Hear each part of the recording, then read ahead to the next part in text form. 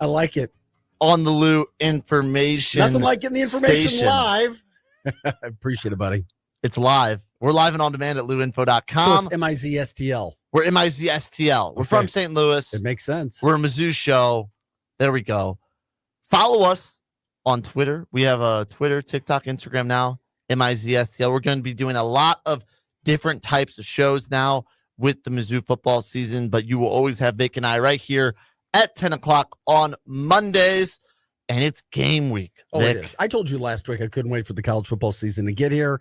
It is, and I actually enjoyed watching Kansas beat up Fresno State. Jalen Daniels is fun to watch. I will admit he's good. He's good. I was excited for the season. We got to see some really good things happen, and I loved watching Kansas feel so good in that funky, ugly new stadium. $450 million. Isn't it funky? It's a weird stadium. It's funky. It's not really even completely done. But yeah, college football season's here. We've got a few more nights until it kicks off in Columbia. And there's no better person to talk about that game and where Missouri is than our first guest today. Yeah, introduce our first guest here. He's a legend, Columbia legend, Chris Gervino, one of my former mentors. All-around great guy, knows everything there is pretty much to know about Mizzou football, Mizzou basketball, Mizzou sports.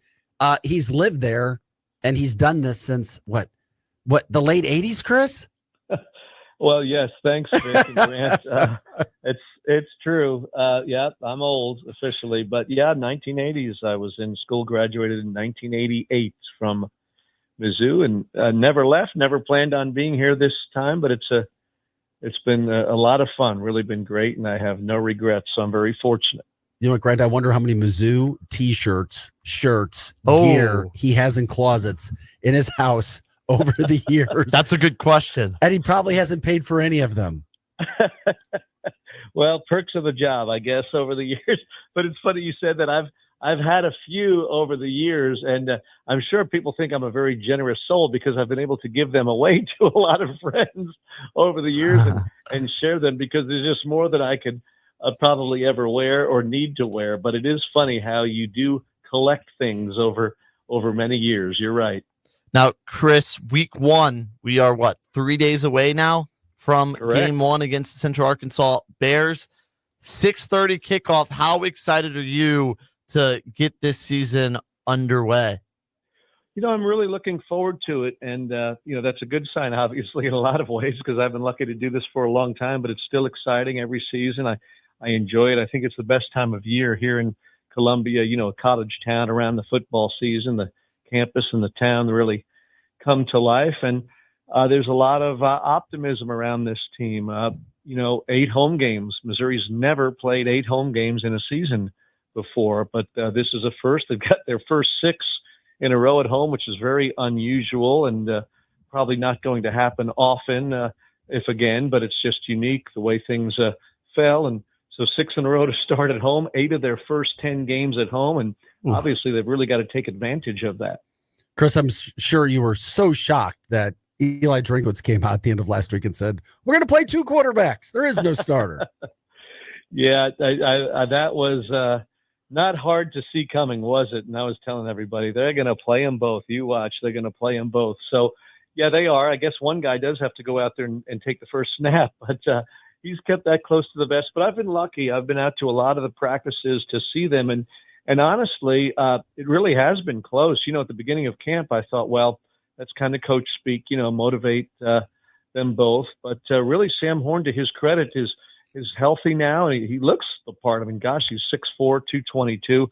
And yet Bo Prevula from Penn State is the guy that I think a lot of people just expected would come in, with the transfer from Penn State and arriving here. And he's a little bit of a different quarterback, more of a running threat. Certainly can and will throw the ball too. But I think we're going to see them both and see if anyone really stands out. And Coach Drink did say this past Saturday, his first media day really for the season, that he does want to determine one, and probably after this game, he just wants to see them in live game action, game week, how they lead throughout the week, and what example they set, and then on the field, of course, most importantly, and then they'll really have a starter he plans for the Kansas game the following weekend. Now, do you think, Chris, that this is a little bit of showmanship as well? Because I think we saw 2 years ago, there was almost, like you said, a coach speak manufactured quarterback battle. Horn played the second half against South Dakota, but it was kind of obvious that Cook was always going to start for that team 2 years ago. Do you think Coach Shrinkowitz actually knows who he plans on starting versus Kansas, or do you think it's actually still up in the air? Well, I think he probably has some thoughts. It would be, I think, unnatural to not have, your own thoughts or intuitions on that if you're the head coach. And again, that was kind of my thinking at the beginning. It's like, oh, well, that's like coach speak, perhaps, to hear because of the situation you mentioned, Grant, from a couple of years ago. But again, I've been out there quite a bit, and it's nice they allow me to come see the scrimmages. And they both really were pretty even. I mean, they really were, and I have no reason to make that up. I mean, they were even. They both took alternate reps with the first unit. So I don't know that there was much separation in camp. And of course, that can be a good thing because then you've got two good ones and a good backup. But then you also really want that one guy to stand tall and be the guy. There's a saying, if you have two quarterbacks, you don't have one. And I don't know if it's a dire situation. I don't get that impression at all watching them. I just think they're pretty even. And frankly, both are going to have a challenge following Brady Cook's career, and they don't have to be Brady Cook, but he was really good. And the biggest reason in my mind, Missouri went 21-5 the last 2 years. Oh, thank you, Chris. I've been trying to tell people that for so long. While he was doing it, before he was 21-5, I said, you'll see the missing part when Brady's gone. Hopefully they can make do in other areas. Chris Gervino, the one and only, our guest right now, Missouri Tigers sideline broadcaster. What's your official title? Do you have an official title with Mizzou? Because you also do color for basketball. Yeah, I think you just say sideline reporter for football and color analyst for basketball. I didn't know if they made you honorary vice president yet. Everybody seems to have an associate AD title these days. That's true. Yeah, no, I'm technically not, I guess, part of the athletic department. You're just part of the radio network, with Learfield, and approved, as they say, by the athletic department. If they want to get rid of me, I'm sure they would. But no, it's fun to be involved. And when you talk about the team, I will say too, and maybe you're getting to this, but while I'm thinking of the defense really looks strong. Yeah, that's exactly where we were going. When you're figuring out your quarterback situation and trying to get that settled, they have got some guys on defense and some real depth there. And I was just looking at the depth chart again, and it's amazing. I mean, how deep they are across the board, where they really seem to have somebody that they can plug in for the starter when and if necessary, be it injury or just to give them a break. And that's really a good scene. I mean, they really have a good, deep roster, it appears, and Drinkwitz will tell you that. He'll say this is the best roster he's had yet in the most depth, and I would agree with that. Again, it's amazing, the guys, they really hit the portal well with the transfers and recruited well. Yeah, I think that there's something to, if Missouri has this good defense that a lot of people are predicting, add that with a good run game, hopefully with Ahmad Hardy, it might be a quarterback's dream situation. Whoever it is that wins the job, it's a really good situation, in my opinion, Chris, to go and succeed, because I don't think Missouri is going to have to score 42 points a game to win this year. No, and hopefully not, because that's asking a whole lot. And, I know we've got a former tight end on the show. They were picked, but I do believe in the importance of a strong defense, really, and just keep them in every game. And I think that's possible. And you mentioned Hardy. That's another guy we haven't talked about. Ahmad Hardy has really been impressive. They brought in so many transfers, as basically every power conference school is doing these days, but he really looks the part. I've been impressed. You read about a guy and see his stats and numbers, and we still have to see how it transfers from Louisiana, where he was, to Missouri, where he is. But boy, he is quick, real burst of speed, gets to the hole quickly, and has broken a lot of tackles. So I think he is really going to be a guy that fans enjoy and will know pretty quickly. And then, defensively, the Trotter, Josiah Trotter, who's, of course, the son of Jeremiah Trotter Sr. and the brother of Jeremiah Trotter Jr. to Philadelphia Eagles, one former, one present. I mean, he's been terrific. He was West Virginia's leading tackler. He comes right in and starts at linebacker. So, again, I really think they've done a nice job with the transfer portal. Kevin Coleman from St. Louis, Mississippi State. Maybe people didn't know much about him, but he had a big year for them, albeit in a tough season for the team. And he's going to step right in and take that number 3 jersey that Luther Burden had. And I think he's going to do just fine in that spot here. Oh, what a great tidbit. He's wearing the number 3. I was curious about that. That is fantastic. How do they look? How do they compare, Chris? Yeah, I like Coleman a lot. And then, of course, Luther was really good. He speaks for himself, his ability to run after the catch. But I remember Coleman, obviously coming out of St. Louis, but then at Mississippi State, I mean, he was really kind of the marked man, I think, for most other teams and their defenses, because he was a star on that team, and yet he still put up good numbers and had good games and was effective against Missouri. So I think he's good. He's going to be in the slot. He's not the biggest wide receiver, but he's quick. He's played. He's had a ton of snaps in this conference. And you put him, of course, with Marquise Johnson, the speedster, who's back. And then Josh Manning is the third starting wide receiver. Big kid. He is a big receiver. He's the biggest guy they've got in that position.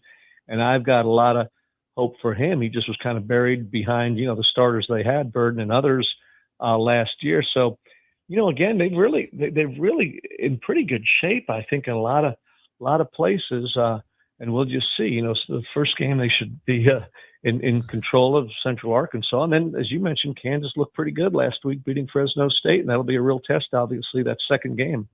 Yeah, and you mentioned it. How big is it that Missouri's playing Kansas again? We've had it in basketball the last few years. Obviously, the big victory at home in Columbia last year in the winter.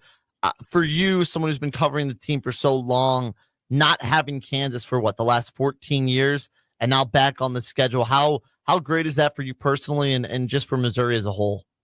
Well, it's great. It is something that should happen, and obviously they were upset, Kansas, a bit with the separation of Missouri from the Big 12 and Bill coming Self. to the SEC. And Coach Self obviously was not fond of that. And they finally came together in the charity game they played in Kansas City, and the arena was packed, and it was wonderful. And I give really former Mizzou athletic director Jim Sturk and his top assistant at the time, Nick Jose, a lot of credit from Missouri's end of things, at least really working to get that series back. I knew the history of it, the really demand for it from the fans, and they made it work. And so now we've got football and basketball with Missouri and Kansas back together, and it's just going to be so exciting to see on the gridiron. And Kansas will be a real test. I think Missouri certainly will be a favorite in that game at home, but that quarterback, that Jalen Daniels, is really good, and he sure had a great debut this season with that win over Fresno. Fresno's no slouch either. I was trying to tell people that they're not at all. They have some solid players. Yeah, they usually do. I mean, that's a real test first time out. Not a power conference school, but a good solid school that has been a bowl team and played a lot of big teams. So that was a real opponent, if you will, right? Football bowl subdivision opponent, and it was a decisive win for KU at home, as you had mentioned, Vic. But the quarterback's legit. He's been there a few years, and Missouri's really going to have to be wary about him. Yeah, I think it's Missouri's kryptonite in the past has been those mobile quarterbacks. You think of Castellanos last year for Boston College. He ran a lot. Obviously, Jaden Daniels ran all over Missouri a few years ago. I don't know if Jalen Daniels is right up there with Jaden, but very similar with their running styles. Just what do you think that game plan? I know there's another opponent on Thursday, but if we're looking a little ahead, how can Missouri contain a running threat like that? Well, it'll be interesting to see what they do. And he does have a similar name and similar approach. Yeah. Jaden Daniels of the Washington Commanders. This is Jalen Daniels of the Kansas Jayhawks. I'm not sure he's going to be quite the star that Jaden Daniels is, but of course, who will be? I mean, that guy's just been incredible, and he was the Heisman Trophy winner, and you're right, ran all over the field against Mizzou a couple of years back. It will be interesting to see Missouri's approach. I would guess, they could have a linebacker act as a spy on him, as you often see with opposing dual threat quarterbacks who are really dangerous running, not just a dual threat, but a dangerous running threat, let alone passing the ball. So we'll see. Obviously, the pass rush is going to be important. I think Missouri's really strong at defensive end, arguably one of the top positional groups of the team. They've got Zion Young back from last year. He, of course, had that scoop and score in the winning touchdown against Oklahoma. You've got two Georgia transfers, one of who will start, Damon Wilson. Then his backup is Darius Smith, both from Georgia. Smith was here last year, but out all season with an injury. And they've just got a lot of depth at that position. So I think they feel very good about that. The two tackles played quite a bit. Chris McClellan, a starter, and Sterling Webb is back there in the middle as well. Marquise Graciales played a lot as a third defensive tackle. So again, the experience and depth on defense, I think, will really give Missouri a chance if the offense is at all slow. And it may not be. It may be just fine coming out of the gates. I love you bring up, you were talking about Coleman, Gracielle, Webb.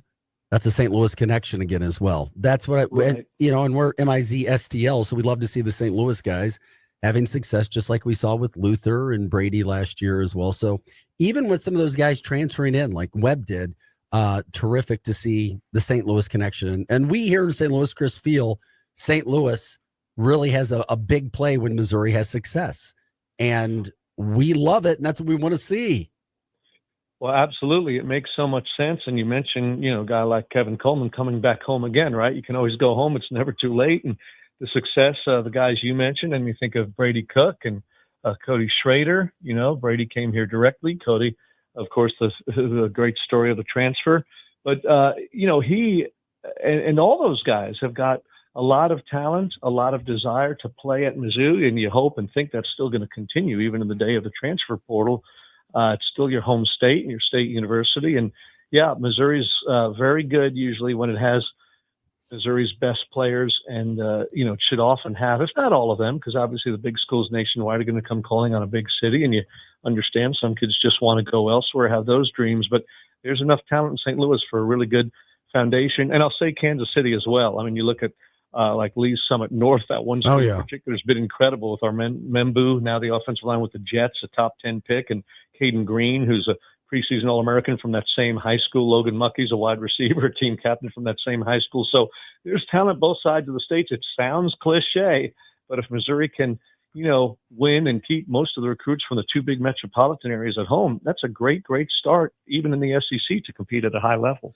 Now, Chris, I know we have to let you go here in a minute, but I have two more questions for you. First off, who do you think will be named the starting quarterback, and when in the week do you think Elijah Drinkowitz will do it? Do you think he's going to hold it tight to his chest, not let Kansas know, or will it be known earlier in the week?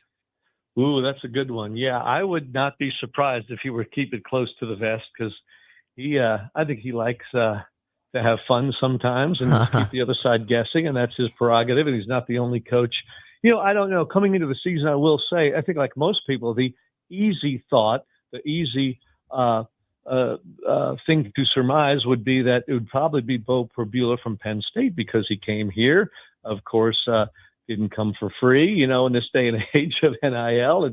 It's a big get. It's like free agency. And he played at Penn State. A lot of people may not be real familiar with his background. Obviously, their clear starting quarterback and really good quarterback was Drew Aller. Prabula thought, like many, that Aller might go pro this year, and then at the last minute he decided to stay, and he's still at Penn State. And that's why many people think they could be the best team in the country and a real threat for the national title. Well, Aller may be the number one pick overall if he has a big year. He's certainly projected as a first-round guy. So Prabula wanting to play got in the portal late. Missouri was able to land him, which was big. So you would think he would be the guy coming in, a dual threat, and again, gave a good account of himself, went on the field with Penn State last year, but full credit to Sam Horn. He just keeps trying and knocking on the door. And again, he's fully healthy. He looks good. I've seen him. He's going to play certainly with Bo, both on the field this week. So he has made it a competition. And, he's a terrific athlete. The Dodgers drafted him in baseball. He only pitched 15 innings at Missouri because of injury, but when he did, he was really good. So it'll be interesting to see how it does unfold. Chris, before we let you go, talk about the atmosphere in Columbia these days, the stadium improvements, the changes we've seen just in the last 5 years, the excitement everywhere you go, people talking about really looking forward to a season. Not that it wasn't that way last year or the year before, but my, oh my, how have things changed with Mizzou and the fan base and the money and the donations and everything, to me, in my humble opinion, being at an all-time high at that school. Well, it really is exciting. I've been at the stadium a lot, and that north end zone structure is going up so quickly. I mean, you won't be able to miss it, obviously, at these games. Now, obviously, it's not going to be open for this season, but they are flying with the construction, and you'll see it for opening day. I have no doubts, and they don't either. It'll be open for 2026. next season, just a year from now. And there is a great excitement. I think Missouri's really stepped up to meet the challenge of being in the SEC. And in fairness, Coach Pinkel early, in his second and third year, got the team to the SEC championship game, which is amazing so quickly, and showed the Tigers belonged, even if some may have had their doubts around the league. And then it's really been good. Coach Drinkwitz just the last couple of years has just got things going so well. 21-5 the last 2 years, that win over Ohio State in the Cotton Bowl 2 seasons ago, and then the thrilling win over Iowa in the Music City Bowl late last December. I mean, people are really optimistic. And again, 8 home games, 6 in a row to start. So they've got to take advantage. And I think they might here out of the gate. And that would really get folks excited come mid-season. Now, I just need a quick answer here. What's the record for Missouri? Can you give a record prediction? Ask him that? I'm going to ask him. I don't know. I really don't. You know what? 12-0. Well, we'll take that for sure. But, they've never won 10 or more games 3 consecutive seasons. So they're trying to do that too, which would really be something. Now, in fairness, they're playing 12 games a year these days, as opposed to 10 and 11 for long periods of time back in the day. But they're also in the SEC with 8 SEC games. And how great is it, by the way, they're going to 9 SEC games. Awesome. It'll make it tougher, but I love it. It should be. For the fans. It should be great. Well, Chris, thank you so much for joining us. We really appreciate it. And we hope we will be able to have you on soon. Have a ton of fun on Thursday. Okay, guys. Good to be with you. See you later, Chris. Thank you. Thank you, Chris. Bye. Chris Gervino, the sideline reporter for Mizzou Radio. Chris is great as always, Vic. No, absolutely. I've known him since I was a junior or senior in college. A long time. And that was a long time ago. Only 15 years ago, right? Not that long ago. Something like that. Yeah. But he and Mike Kelly combined. Those two, great. They've been there in an eternity. Chris working with Mizzou from 1989, 90. Yeah. 35, 36 years. Mike Kelly right around the same time. So almost 70 years of Mizzou football combined between those two. Yeah, they know their stuff. Yeah, we have a little more time here, so I want to talk a little bit about what he said. Let's talk about the quarterbacks a little more in depth. Elijah Drinkwitz said that he wanted to name one, and then he was a little wishy-washy on when he would name one, said he wanted to see some things on the field. Could you see a situation, let's say we get to Friday, Saturday, whenever he talks after the game? Well, both players played so well, we want to see a little more in practice. Now, obviously, that would mean I know who's starting, but I don't want to tell Kansas who's starting. I think if you've waited this long, make Kansas prepare for 2, even if they're pretty sure it's Perbula or if they're pretty sure it's Horn. Make them game plan that extra hour or 2 you have to on the other guy. What happens in that game against Central Arkansas? I think no matter what, you should not say it. Yeah, no, he's not. He's not going to. It's not going to happen until the next week. And it may take longer, like Chris said. It's 2:29 on Saturday, I hope, is when Kansas finds out. It'll be before then. But I agree with you. I see what you're saying. But at the end of the day, the first game does matter. You got to see how they play. All right. Now, the coaches can also have a lot to do with that, dictated by the kinds of plays they call. Also, it'll be very vanilla either way. I think. Other thing that you can't predict is, are you going to have first game penalties? Things of that nature. So, sometimes and who comes out and starts? Is it more difficult? There's all kinds of ebbs and flows in a game. So it is important to go back and look. Now, here's something interesting that I've seen on social media that people are wanting. I don't think Missouri will do this. Let's say Perbula's your starter in this game. He plays the first quarter, and then Horn comes in and plays the second quarter. So that way each player gets a drive or 2 with the starters.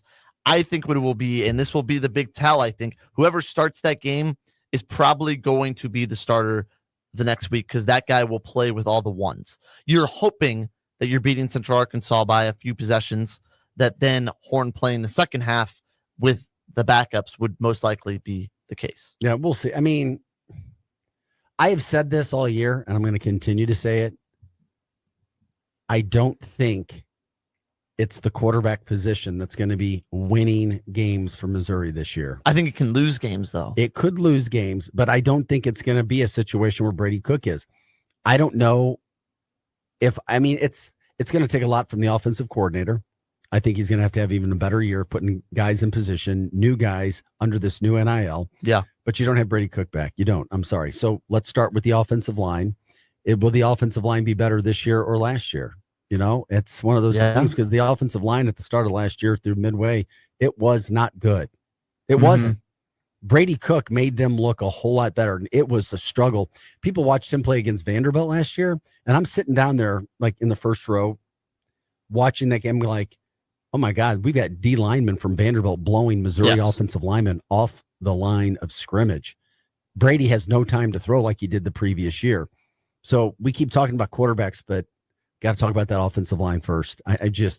If both these quarterbacks have time to think and do it, they're going to be fine. So give me outside of the quarterback play, because we've touched on it about it all we can. What are a few things you're looking for in the Central Arkansas game?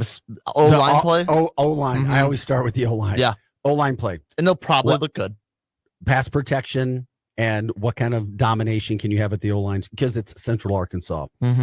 So you better dominate them. And the second part, which leads into Ahmad Hardy, because that's your guy. Yeah. That's your bell cow in this off. You're not going to, I don't see this team throwing the ball all over the place. Now, I'd be shocked if Hardy got more than, I would say 12 touches or so. It depends on the game. It depends on how the scoring goes. And does defense score? Does special teams If it goes score? how you, I would say though that I don't think he'll be the bell cow this game. I think there'll be 3-4 running backs getting touches, and then versus Kansas is when you unleash Ahmad Hardy. Let's see what happens if he breaks one here or breaks one there. That's from the offense. The defensive side for me, it's all about the newbies. Yeah, what are the newbies doing? Linebacker, secondary. Let's see. The ends. Those are the guys. The newbies. Now, I'm going to ask you this because you can't answer this freely. What's the final score Thursday? What's your score prediction? I have no. I mean, you got to give. We're going to do it every single week. You got to give us one. 40-6. 40-6. I'm going to go 45-10. Okay. I think Arkansas they find a late one against 4th, 5th string. I don't see them scoring a touchdown. You know what? Yeah, let's go 45-3. I just don't see. They get one. They get in the field goal range once, and the kicker drains one. Good for him. That's it, though. All right. I mean, at least unless there's some sort of shocker on special teams, but even then, I don't see that happening. I'm excited. Excuse me. Are you going? I think I'm going to be there now. I will be there as well. It's going to be. We have a post game show. Yeah, we're doing. There's going to be a lot going on. Stay tuned to Lou Info, Sports STL Sports Central, social medias. There's a lot to announce, but we will have a ton of Mizzou coverage. And on this here airwaves, there will be more Mizzou coverage from Vic and myself, more than just the weekly Mondays. We will incorporate it a little bit more. But speaking of Mizzou, we have Dawn Sullivan, the head volleyball coach for the Missouri Tigers, coming on right after this break. Vic, she has led the Tigers to back-to-back NCAA tournament appearances, their first game right around the corner as well. So we're going to talk to her about that and talk to her about a little bit of the turnaround that has happened for Mizzou volleyball under her. So we will take a quick break and come back with the head coach, Coach Sullivan of the Missouri volleyball team. This is MIZ-STL on the Loot Information Station. We are live and on demand at lootinfo.com. In your city with Kelly and Gordon. It's the hottest happy hour in STL radio. A high energy, high impact weekday radio show blending relationship value.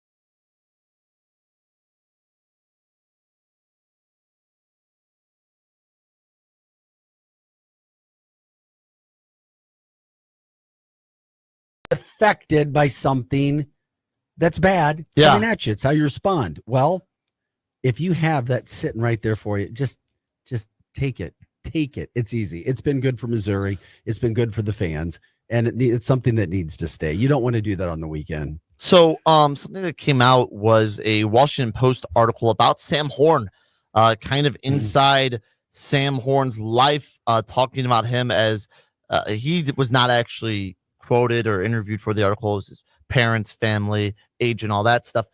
Talking about him battling for the an SEC quarterback job with Missouri, but also signing with the Dodgers. And something that came out, I thought the most newsworthy piece of this is that Sam Horn is making well into the 7 figures. I think a lot of people thought, oh, we get Bo Pribula, Missouri has to start that guy. They begged him to come. They're paying him all this money. Well, Sam Horn's not making he's not, I don't believe, and it's hard to fully know. I don't think he's making as much as Bo Pribula, but either way, you're benching a 7-figure guy. Now, the one caveat is I don't know the difference between if he's making that because of football, is he making that because of baseball? It's because of baseball. But either, I think it's a little bit of both. Yes.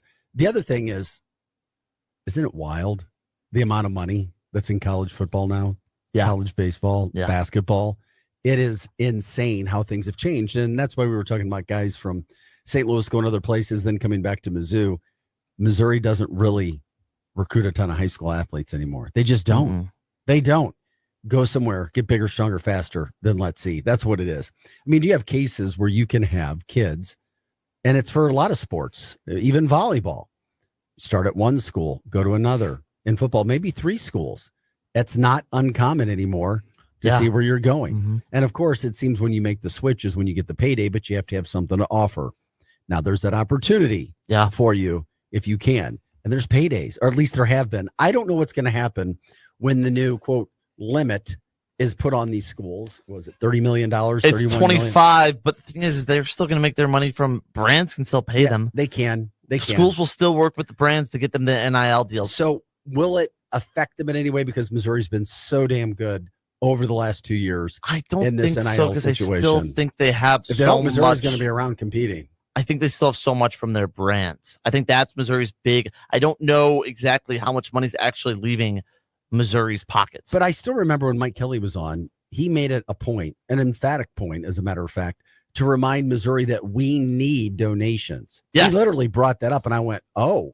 And it's not, he's like, we can't just be, if we want to stay in the SEC upper echelon, it can't just be relying on corporations all the time. I agree with that. He said alumni needs to get involved. And what I read from that was that a lot of alumni are not donating to the Missouri football program.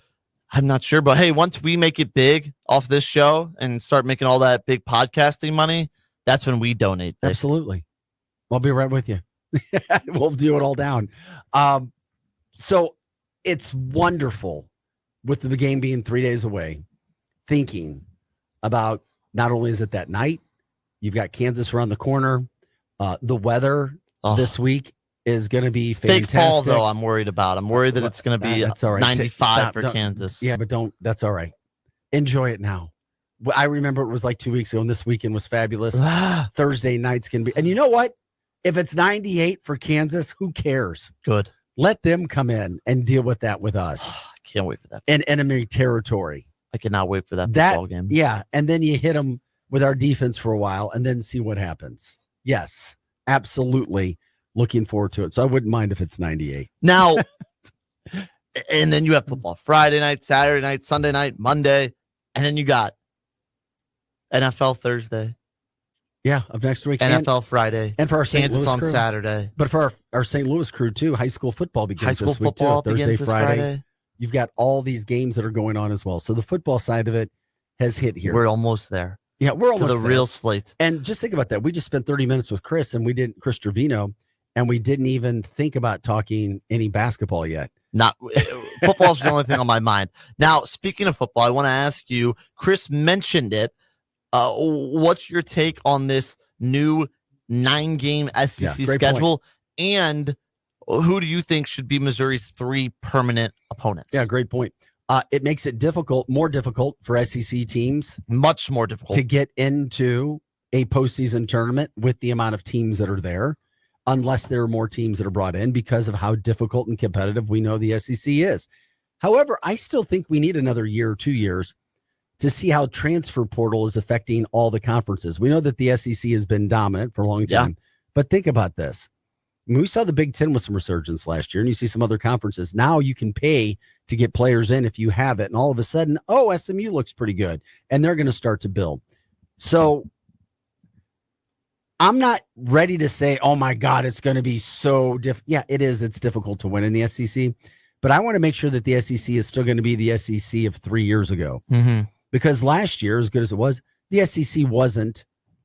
I mean, I would arguably say that the SEC was not. Wouldn't you say the Big Ten was probably the best conference? No, I still think it was the SEC. From top to bottom. I think the top to bottom. I think the top of the Big Ten was better last year. Top to bottom, it is. It's more competitive. I'll give you that. So, do I like the 9-game schedule? Yeah, it has to be fair. I like all uniformity, and that's why I get frustrated with Notre Dame. Notre Dame should not be allowed to do what they're doing. Not in this day and age. And I'm sorry if I'm pissing off Notre Dame fans. If I am, deal with it, because it's not right. It's not for, well, we're Notre Dame. We have our gold dome. We hide behind the cross. No, it's not right. It's not fair. They should be in a conference playing a 9-game schedule as well. When it comes to the 3. But it's also tradition, though, with Notre Dame. Doesn't matter. But we'll advance to Missouri talk. Is it wrong if I say, no, whatever. No, it's wrong. Now, next, the 3 games that they would play. Yeah. It's got to be regional. It's pretty easy, isn't it? I've seen 2 of the 3. 4 of the teams floated out, and I agree with all 4. Okay. I've seen South Carolina. I've seen Oklahoma. I've seen Arkansas. And I've seen Vandy. I think the big arguing point, I think Arkansas and Oklahoma will for sure be on there. 100%. Now you're talking my language. I think it's debating Vandy or South Carolina. Because here's my thing. If you look at Vandy, you would think Tennessee and Kentucky for sure. Yeah.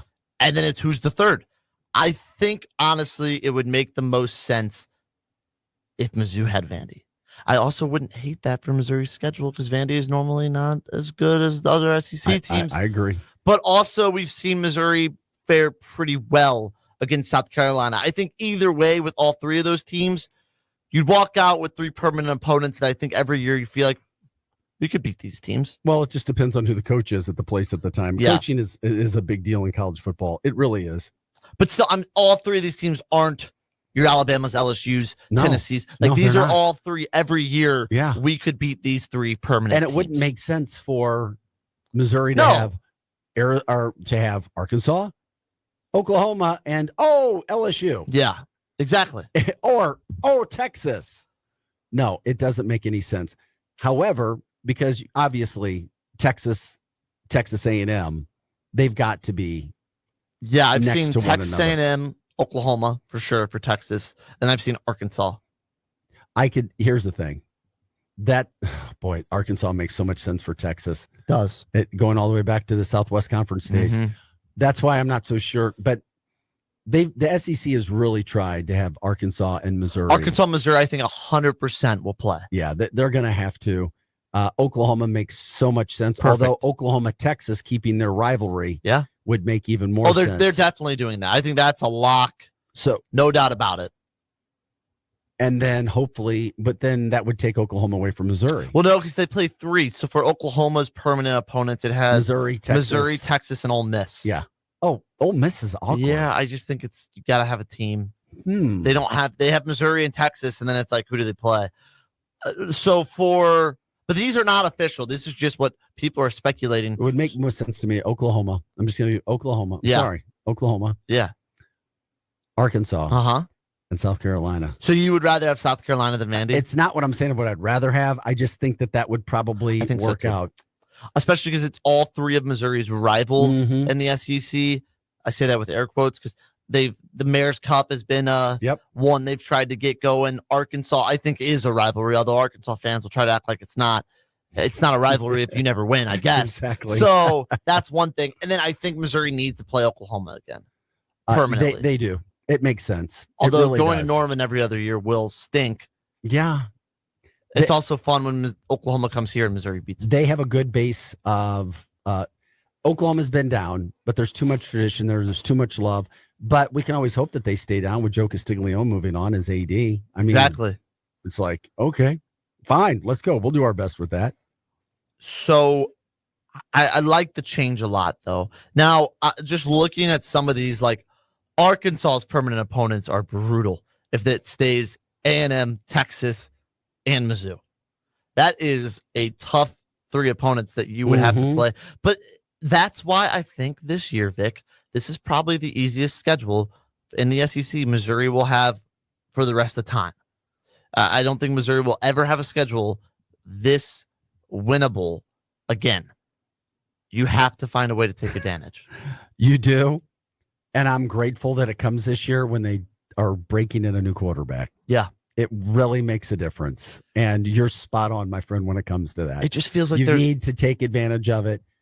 But I didn't realize it. I guess it's common knowledge, but Missouri hadn't ever had a 3 consecutive year run of 10 plus wins. Now I know they've got extra games, but still, it's at most 13 that they've played. I don't think that's crazy I don't think there needs to be an asterisk on that, you know?